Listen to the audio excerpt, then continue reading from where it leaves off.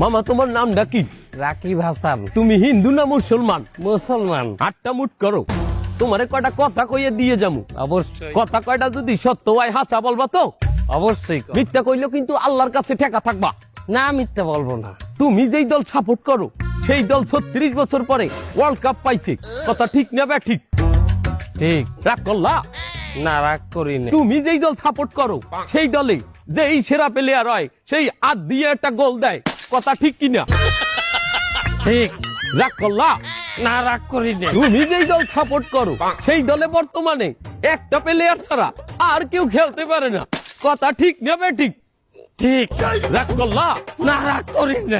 তুমি যেই দল সাপোর্ট করো সেই দলের 3টা বিশ্বকাপ সাপোর্টাররা মনে করে 50টা বিশ্বকাপের সমান, আর ব্রাজিলের 5টা বিশ্বকাপ রে ওরা একটাও ধরে না, কথা ঠিক না বে ঠিক?